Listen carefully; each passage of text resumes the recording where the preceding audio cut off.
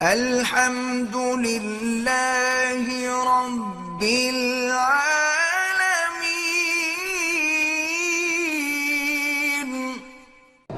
عورت غسل کے بارے میں جب ایام حیض اس کے مکمل ہو جائے،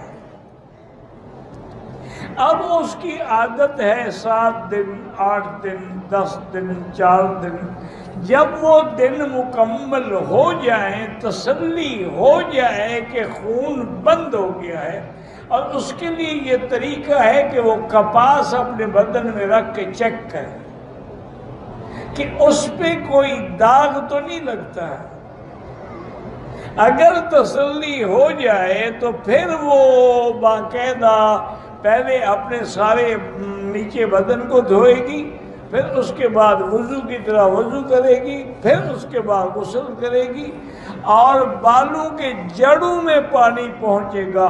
اگر ایک بال بھی خشک رہ گیا تو غسل نہیں ہوگا۔ اس لیے حضرت علی رضی اللہ تعالی عنہ ہمیشہ اس طرح پھرواتے تھے۔ تو کسی ساتھی نے ایک دن حجت کر کے پوچھ لیا کہ حضرت کیا وجہ ہے، آپ کے بال اچھے نہیں تھے؟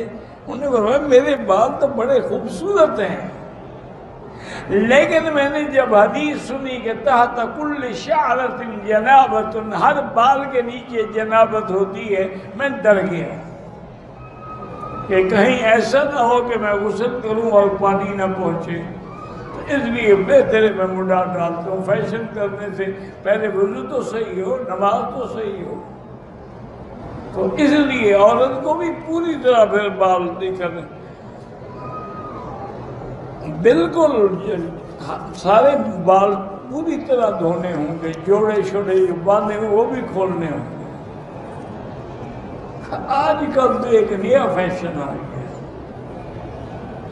وہ یہ ہے کہ عورتیں یہ کرتی ہیں کہ انہوں نے پلاسٹک کور بنائے ہوئے ہیں، وہ بالوں پہ چڑھا لیتی ہیں، باقی بدن پہ پانی بہا دیتی ہیں، بال اندر بند رہتے ہیں، ان پہ پانی نہیں پڑتا، کیونکہ انہوں نے بیوٹی پارلر سے پیسے خرچ کر کے بالوں کی کٹنگ اور بالوں کی سٹائل بنائے ہوئے ہوتے ہیں۔